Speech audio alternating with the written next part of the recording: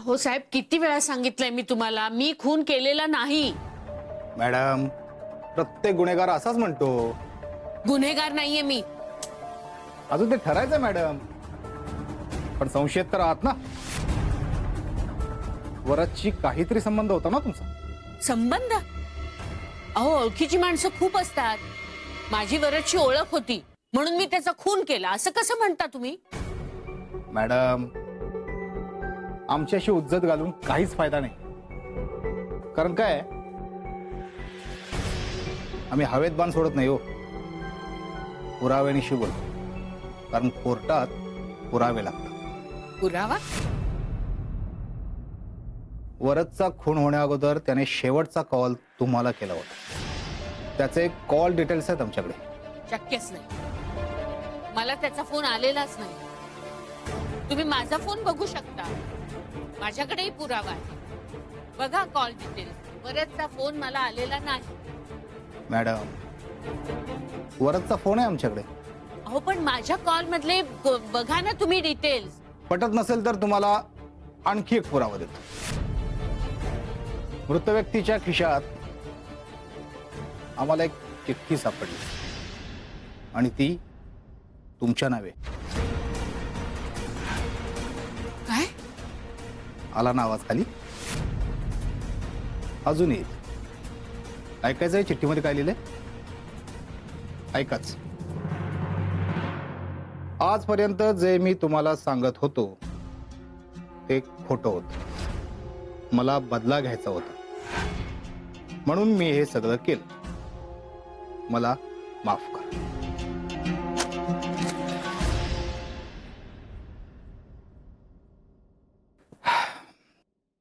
मला वाटतं आता सगळं स्पष्ट झालंय. आता जबानी द्या. तो कोण होता, तो कोणाबद्दल बोलत होता, सगळं सगळं सांग. बोला पटपट. साहेब, मी खरंच काही केलेलं नाही. मॅडम, ते आम्हाला ठरवू द्या. तुम्ही फक्त आम्हाला माहिती द्या. आणि जर गुन्हा केला असेल तर मुकाट्याने कबूल करा. वरदचा खून त्यांनी नाही केला.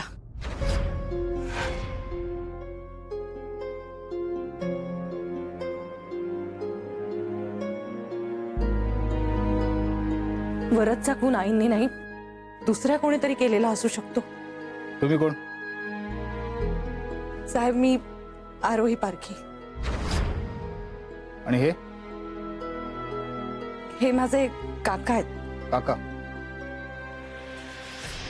बाहेर राह. साहेब, ते शिंदे साहेब बाहेर. मी आहे बाहेर.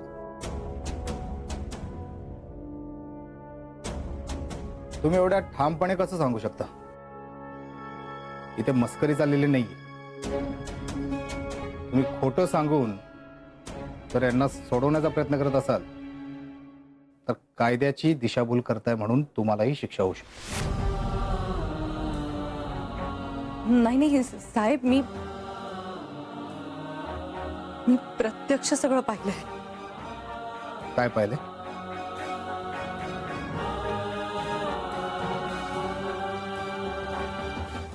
वरदचा खून झाला ना तेव्हा, म्हणजे त्यानंतर, म्हणजे मला माहित नाही साहेब, पण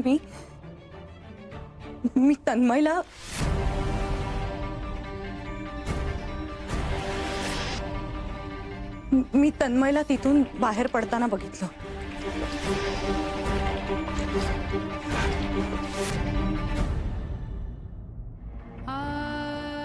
साहेब, प्लीज तुम्ही आईंना सोडा.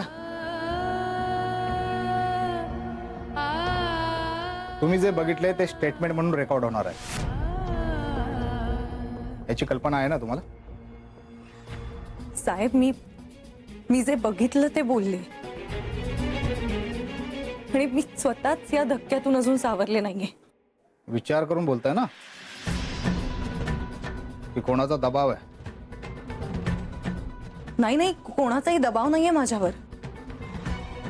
मी माझ्या डोळ्यांनी पाहिलंय. मी एक गोष्ट नक्की सांगू शकते, आईंनी हा खून केलेला नाहीये. त्यांना प्लीज सोडा. का अडकवतीयस तू तन्मयला? वेळ लागलाय का तुला? तन्मय असं कसं करेल आणि का करेल तो हे सगळं? नाही नाही इन्स्पेक्टर साहेब, ही जे काय बोलते त्यात काही तथ्य नाही. हे बघा, निर्णय द्यायचा अधिकार तुम्हाला नाही, इनफॅक्ट मलाही नाही. कोर्ट काय ते ठरवेल. तुम्ही तुमचे स्टेटमेंट द्या. ही वाटेल ते स्टेटमेंट देऊ नकोस. अगं तन्मयच्या आयुष्याचा प्रश्न आहे हा. खरं काय ते सांग. तशी तू त्याच्या आयुष्याची वाट लावलीस. मॅडम, स्टेटमेंट देण्यासाठी तुम्ही कोणावर दबाव आणू शकत नाही. अहो पण साहेब, माझ्या मुलाने तसं काही केलेलं नाहीये. माझा पूर्ण विश्वास आहे त्याच्यावर. मॅडम, विश्वासावर नाही, पुराव्यावर ठरतं सगळं. साहेब पण हिने तन्मय विरुद्ध स्टेटमेंट दिलं तर विनाकारण त्याचं नाव पोलीस रेकॉर्ड मध्ये येईल. तन्मयच्या करिअरचा प्रश्न आहे हो हा. आरोही, अगं जरा तरी विचार कर या सगळ्याचा. मॅडम, मी पुन्हा सांगतोय, यांच्यावर दबाव आणू नका, नाहीतर त्यासाठी वेगळी शिक्षा होईल तुम्हाला. तुम्ही स्टेटमेंट द्या न घाबरता. कदम,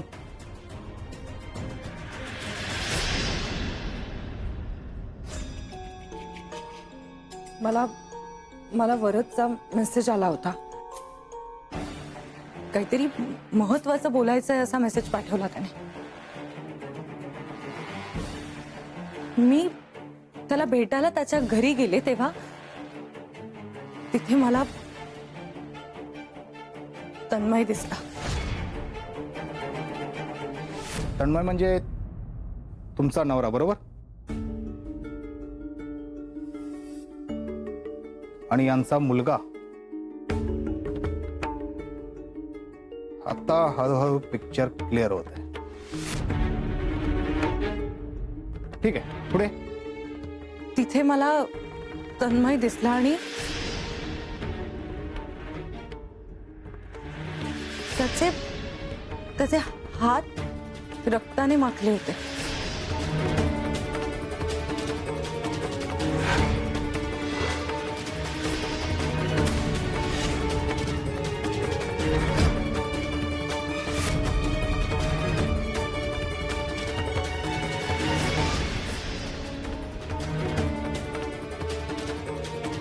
आणि तो ते रुमालाला पुसत होता. आरोही, बोलू देता ना, तुम्ही बोला. मला काही कळायचं. तन्मय तिथून निघून गेला.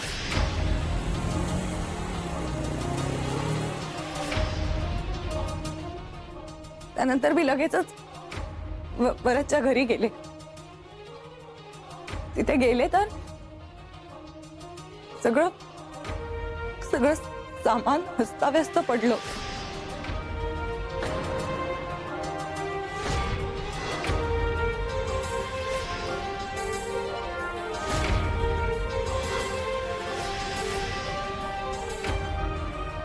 आणि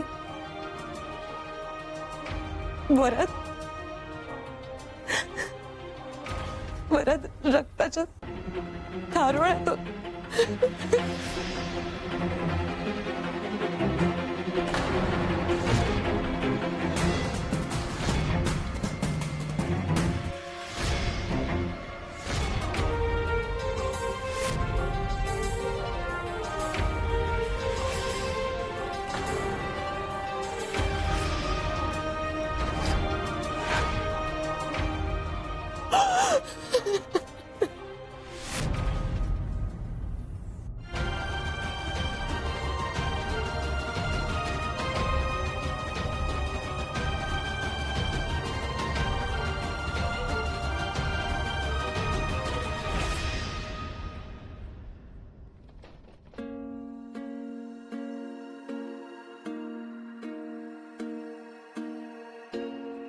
हे सगळं खोट आहे.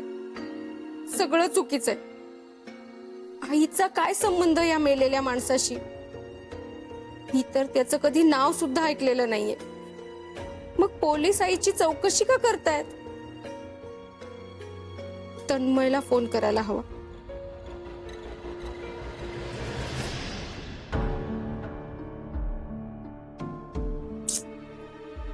तन्मयचा फोन पण लागत नाहीये. काय झालं असेल आईचं? जाऊ दे, मीच जाते पोलीस स्टेशनला.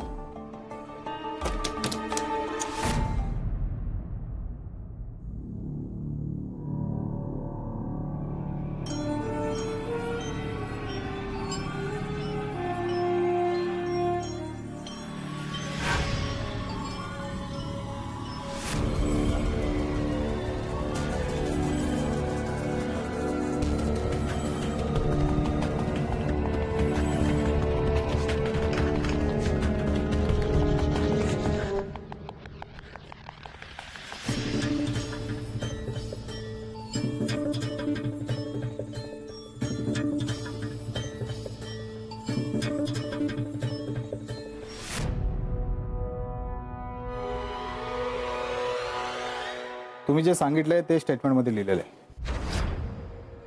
सही करा तिथे खाली. कदम.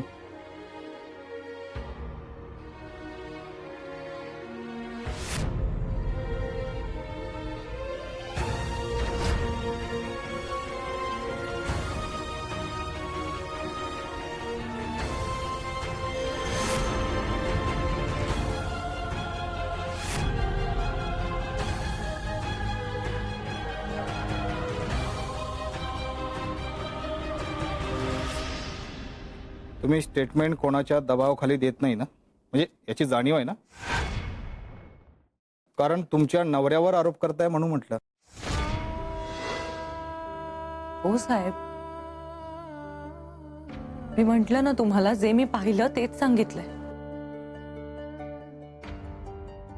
आणि सत्य काय ते तुम्ही शोधून काढालच ना. त्यासाठीच मदत म्हणून हे स्टेटमेंट दिलंय मी तुम्हाला. साहेब साहेब, ही खोटं बोलतेय हो, खोटं बोलतेय ही. अडकवते माझ्या मुलाला. तो असं काही करूच शकत नाही. मॅडम, काय खरं काय खोटं हे तुमच्या मुलाकडून आम्ही काढून घेऊ. पोलिसांकडे आल्यावर सगळे पोपटासारखे बोलायला लागतात. अहो नाही, पण त्यांनी हे काही केलेलं नाहीये, मला माहितीये ना. माहितीये ना? मग जरा धीर धरा. आम्हाला आमचं काम करू द्या. तुम्ही तन्मयचा फोटो पोलीस स्टेशन मध्ये जमा करा. आणि कदम, आणि तो फोटो प्रत्येक पोलीस स्टेशन मध्ये गेला पाहिजे. बघतो कुठे जातो पळून ते. आणि हो, तुम्ही यांना घेऊन जाऊ शकता, पण जोपर्यंत या केसचा छडा लागत नाही तोपर्यंत या नाशिक सोडून जाऊ शकत नाही. कदम, गाडी काढा. कुठे जातोय बघतोच.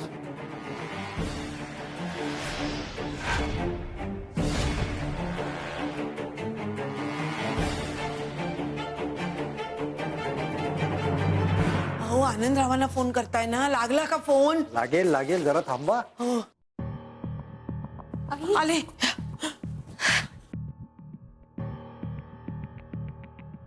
तू आईला सोडवून घेऊन आलीस आरोही. Thank you so much. आणि तन्मयला अडकवलंय खुनाच्या आरोपात. काय?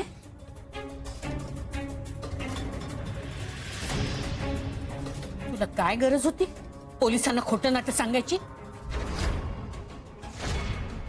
आई, मी खरं तेच बोलले. आणि मला तुम्हाला सोडवायचं होतं. हो, का तन्मयला अडकवायचं होतं? चांगली आयती संधी चालून आली ना तुला. तन्मयवरचा राग असा काढलास तू? असं का वाटतंय तुम्हाला? तू काही सांगितलं नाहीस तरी सगळं कळतंय मला. आई, प्लीज माझ्यावर विश्वास ठेवा. मी खरं तेच बोलतेय. विश्वासघात केलास तू? कसा ठेवणार विश्वास तुझ्यावर? पण माझ्या संस्कारांवर माझा पूर्ण विश्वास आहे. तन्मय असं करणं शक्यच नाहीये. तसं झालं असतं तर मलाही आनंदच झाला असता आई. पण सत्य काहीतरी वेगळं आहे. मी स्वतः बघितलंय माझ्या डोळ्यांनी. अहो तो खोटं बोलतेस तू. खोटं. तन्मय लवकरच सुटेल आणि मला खात्री आहे ज्या दिवशी तो निर्दोष सुटेल तो दिवस तुमच्या नात्याचा शेवटचा दिवस असेल.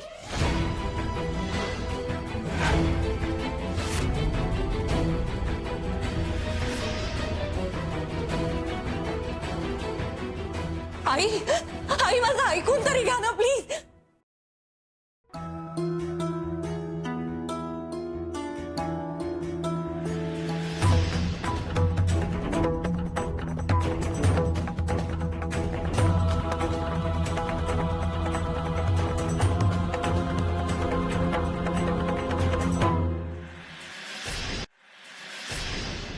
आता कितीही मोठी किंमत मोजली तरी आरोहीची या गुन्ह्यातून सुटका नाही. अगं पण आई, आरोहीचं खरंच चुकलंय का? मी काय मूर्ख म्हणून तिच्या विरुद्ध बोलतेय? तसं नाही, पण मग तुला काय म्हणायचंय? काय स्पष्ट बोल.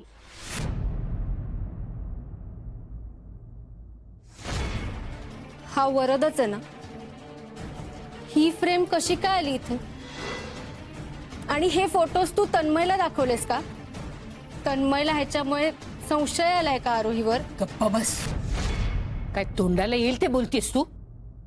मी असलं काही केलेलं नाही. असं काही करायची मला गरजही नाही. तन्मयला हे काही माहित नाहीये. पण मग ही फ्रेम इथे कशी काय आली? कोणी दिली ही तुला आणि कशासाठी? या असल्या चौकशा करत बसण्यापेक्षा आता जो प्रॉब्लेम आहे त्याच्याबद्दल काय करायचं त्याचा विचार कर. तन्मयवर खोटा आळ घेतलाय आणि तोही आरोहीने, त्याच्या बायकोनी. तन्मयनी वरदचा खून केलेला नाहीये. तो असं करणं शक्यच नाही. हो, ते शक्यच नाहीये. पण मग आरोही का खोटं बोलतीये? तिचं तर लग्न झालंय त्याच्याशी. तन्वी, तू दिखाव्यावर विश्वास ठेवू नकोस. आणि आरोहीला तू काल परवा ओळखतेस ना? तन्मयला तर त्याच्या जन्मापासून ओळखतेस. हो, पण त्यांचं प्रेम आहे एकमेकांवर. आणि प्रेम असताना आरोही तन्मयला का अडकवेल आई? तेही अशा खुनाच्या आरोपात. काय गरज आहे तिला? अगं, कारण तन्मयला आरोहीचं हे आग्रह.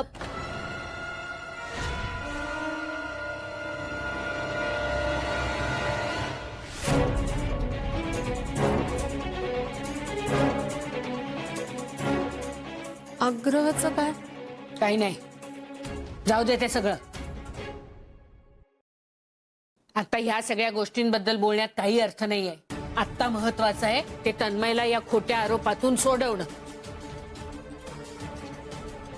मुलगा आहे कुठे?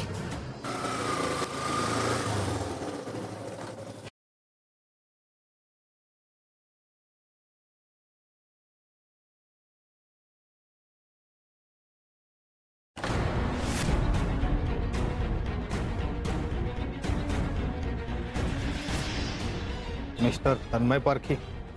येस. चला, तुम्हाला आमच्यासोबत पोलीस स्टेशनला यावं लागेल. काय झालं? वरद प्रधान नाव ओळखीचं वाटतंय? त्याचा खून झालाय आणि त्याचा आरोप तुमच्यावर आहे.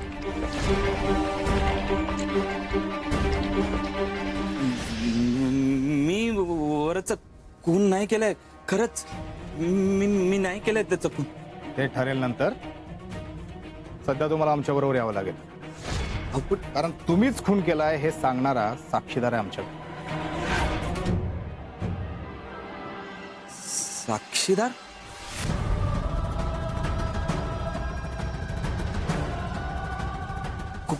कोण आहे?